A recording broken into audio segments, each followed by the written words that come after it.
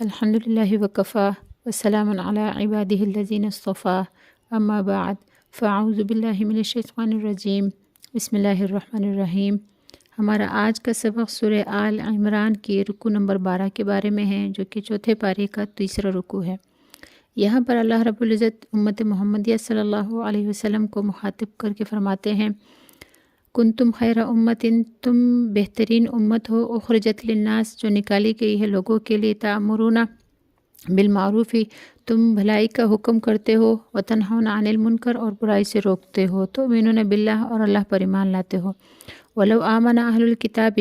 اور اگر اہل کتاب ایمان لے آتے، لکان خیر لہم، تو ان کے لیے بہتر ہوتا، منہم المؤمنون، اہل کتاب میں سے کچھ مومن ہیں، واکثرہم الفاسقون، اور اکثر ان میں سے فاسق ہے، نافرمان ہے۔ اس آیت شریفہ میں امت محمدیہ کو خیر امت فرمایا ہے،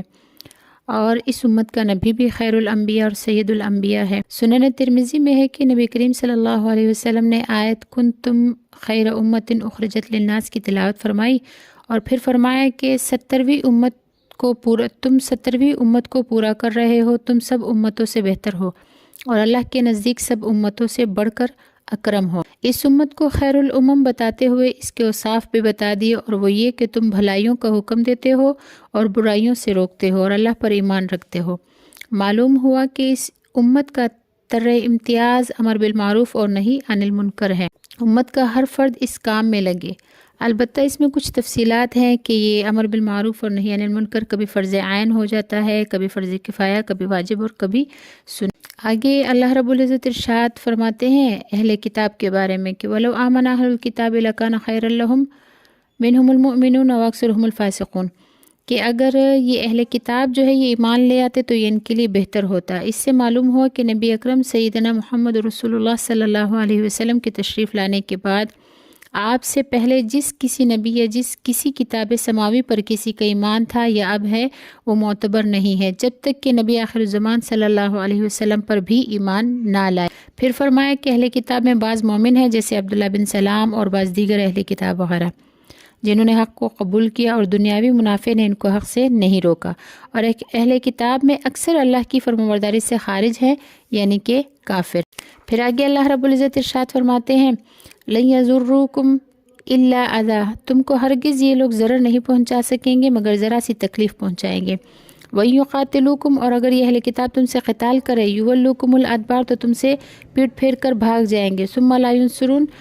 يُنصَرُونَ، پھر ان کی مدد نہ کی جائے گی۔ اور یہ اس لیے ہوگا کہ یہ جو پیٹ پھیر کر بھاگیں گے، یہ اس لیے ہے کہ ضُرِبَتْ عَلَيْهِمُ الذِّلَّةُ، کہ ان پر ذلت رکھ دی گئی ہے، أَيْنَمَا ثُقِفُوا، جہاں کہیں بھی پائے جائیں، الا ہم، اگر ایسا ہو جائے، بحبل من اللہ، کہ وہ اللہ کی امان میں آ جائے، وحبل من الناس، یا لوگوں کی امان میں آ جائے، وباؤ بغضب من اللہ، اور وہ لوٹ گئے اللہ کے غصے کے ساتھ، وضربت علیہم المسکنہ، اور ان پر رکھ دی گئی محتاجی، ذالک، یہ اس لیے ہے، بیانہم، کہ بے شک وہ کانوا تھے، یکفرون، کہ انکار کرتے تھے، بآیات اللہ، اللہ کی آیتوں کا، ویقتلون الانبیاء، اور قتل کرتے تھے نبیوں کو بغیر حق، ناحق، ذالک، یہ اس لیے ہے، بما عصوا، کہ وہ حد سے، ذالک، یہ اس لیے ہے، بما عصوا، کہ انہوں نے نافرمانی کی، وکانوا یعتدون، اور وہ حد سے بڑھتے تھے۔ لیسوا سواء، نہیں ہے برابر، من اہل الکتاب، اہل کتاب، یعنی اہل کتاب جو ہے یہ سارے ایک جیسے نہیں ہیں۔ امتن، ان میں سے ایک جماعت ہے، قائمتن، جو حق پر قائم ہے، یتلون، جو تلاوت کرتے ہیں، آیات اللہ، اللہ کی آیتوں کی، آناء اللیل،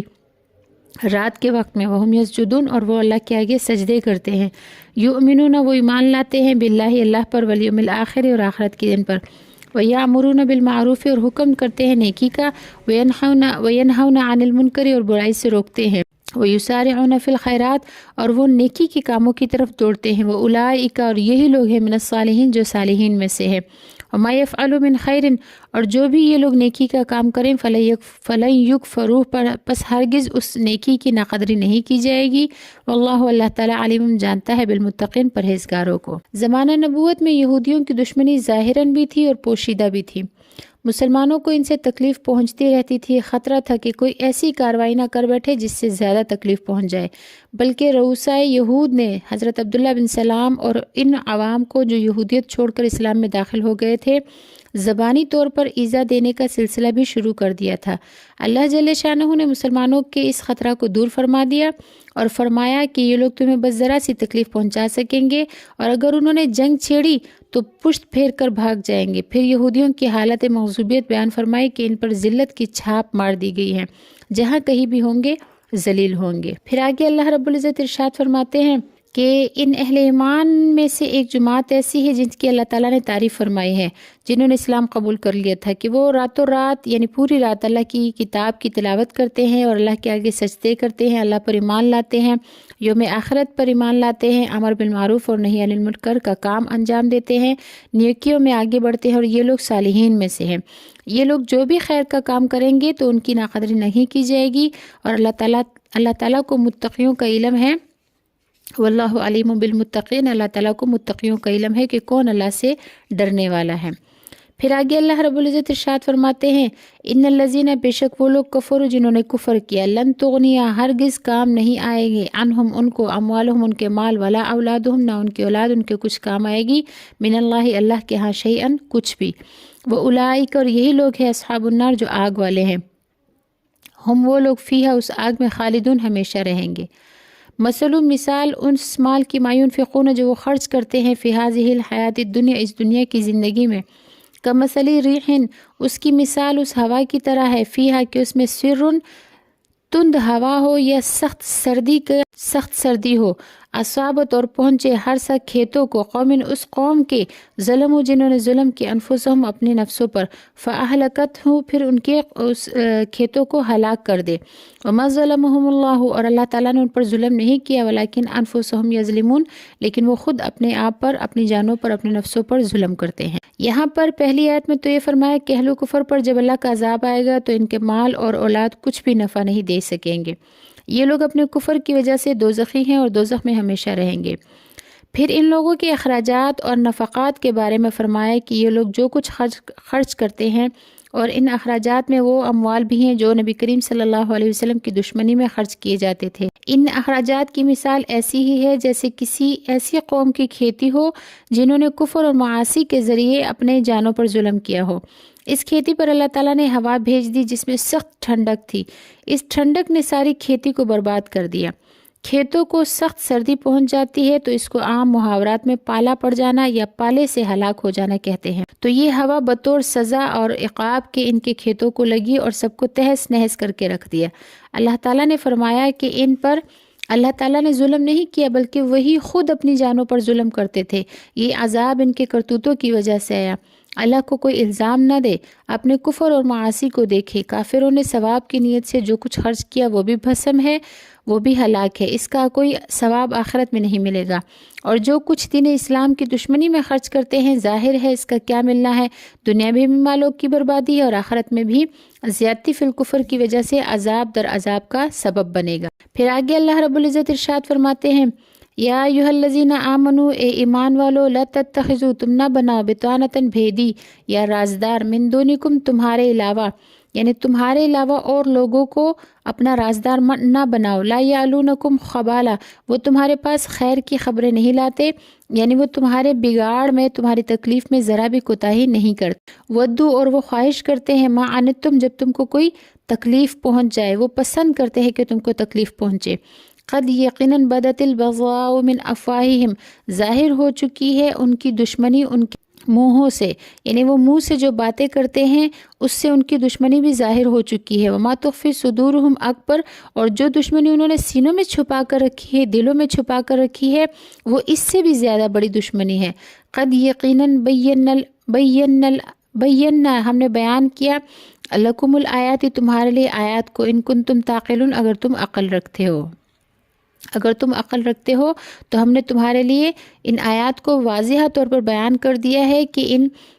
کافروں کو اپنا رازدار نہ بناؤ، کیونکہ یہ تمہیں تکلیف پہنچانے میں ذرا سی بھی کوتاہی نہیں کرتے، اور جو باتیں یہ منہ سے کرتے ہیں وہ تو ہلکی سی دشمنی ہے جو ظاہر ہو رہی ہے، اس سے زیادہ بڑی دشمنی وہ ہے جس کو انہوں نے دلوں میں چھپا رکھا ہے۔ پھر آگے اللہ رب العزت ارشاد فرماتے ہیں انتم اولائی تم وہ لوگ ہو تحبونہم کہ تم ان سے محبت کرتے ہو، ولا یحبونکم اور وہ تم سے محبت نہیں کرتے، وتؤمنون بالکتاب کلہ اور تم ان کی سب کتابوں پر ایمان لاتے، وَإِذَا لَقُوكُمْ اور جب وہ تم سے ملاقات کرتے ہیں، قالوا تو کہتے ہیں آمنا کہ ہم بھی ایمان لائے، وَإِذَا خَلَوْا اور جب الگ ہو جاتے ہیں، تنہائیوں میں جاتے ہیں، خلوت اختیار کرتے، عزو تو کاٹتے ہیں، علیکم الاناملہ تم پر اپنی انگلیاں، من الغیظ غصے کی وجہ سے، یعنی تمہارے غصے کی وجہ سے اپنی انگلیاں اپنے منہ میں دے کے دانتوں سے کاٹنا شروع ہو جاتے ہیں۔ قل ان سے کہہ دیجئے موتو کہ مر جاؤ، بغیظکم اپنے غصے کی وجہ سے، ان اللہ بے شک اللہ تعالیٰ علیم جانتا ہے بذات الصدور سینے کی باتوں کو۔ ان تمسسکم اگر تم کو پہنچے حسنتن کوئی خیر،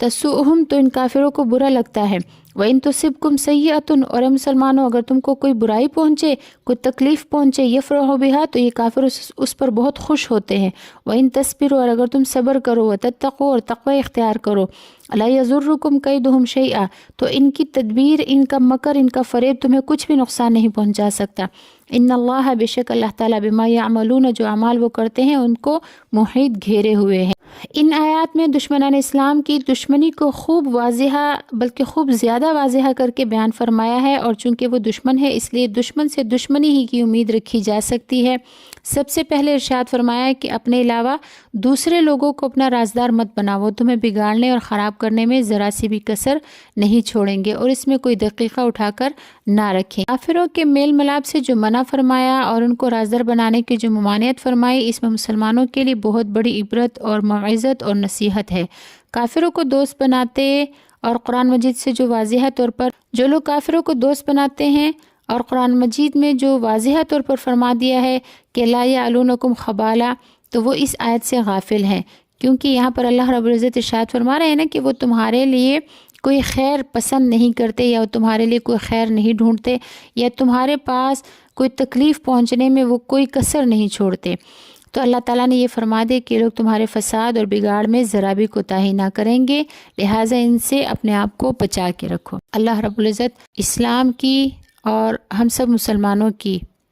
ہر قسم کے دشمن سے اور ہر قسم کے شر سے حفاظت فرمائے۔ وآخر دعوانا ان الحمد للہ رب العالمین۔ السلام علیکم ورحمۃ اللہ وبرکاتہ۔